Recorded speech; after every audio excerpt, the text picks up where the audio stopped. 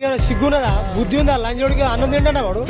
అన్నం తింటాడా గడ్డి తింటాడా పొలం పడితే మేము కూడా తినం మా ఎడ్లు తింటాయి అట్లా కూడా ఈవెంత ఒక లంచోడు కాడు ఆ మొదల డీడీ కట్టుకొని మొదల మాకు ఇంత కావాలని చెప్పి కేంద్ర లెటర్ రావద్దా అంటే ఆయన ఏం చెప్తున్నాడంటే మొత్తం మేము ఇచ్చేసినాం ఈ రోడ్ల మీద రైతులే కాదంటారు వీళ్ళు రైతులే కదా వాళ్ళు చెప్పు తీసుకొని మేడ కట్టను లంచోడుకునే వాడికి మేము ఎంత కోసం పడతాం 9 10 రోజులు కాంచాలి ఎంతసేపు పంటలు ఎట్లా పడతాయి మాకు ఆ మొక్కలు పని చేస్తాయా లేకపోతే అదేనా వరి పని చేస్తుందా ఏం పడితే లాస్ట్ చెప్పు పెట్టుబడి వస్తుందా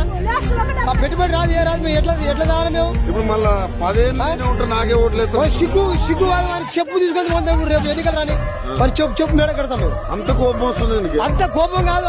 అసలు బతుకుతేరు ఉందా అసలు ఉయ్యా దిక్కుమందులు లేకపోతే బతుకుతేరు ఉందా ఉన్నదా ఇప్పుడు ఏం చేయాలి ఏం సహాయం ఏం కావాలి వాడు కాదు ఆ లంచోడికి మంచిగానే ఉంటాడు వాడు కేంద్రానికి వాడు ఫిర్యాదు చేసుకోవద్దా కేసులు గిట్ల అయితే కేసు అయితే నాకేం పీకేది లేదు వచ్చేది లేదు ఇల్లు ఇక్కడ కూడా దుఃఖంతో ఉన్నాం ఇక్కడ ఆ జైల్లో పెట్టే కూడా కొంచెం సుఖంగా తిని పట్టుకుంటాము 4 రోజులు 6 రోజులు ఈ దుఃఖం కంటే ఆడ కొద్దిగా సుఖంగా ఉంటాం మార్పు అన్నారు ఎట్లా ఇది మార్పు అంటే ఇది మార్పు అంటే ఇది ఇట్లా కోసం పెట్టేయాలని ఇది మా మార్పు మాకు ఇక 2 లక్షలు మాఫీ చేస్తాం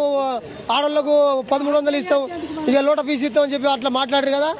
అట్లా మాట్లాడి ఇట్లా బొక్కలు నెట్టింది మమ్మల్ని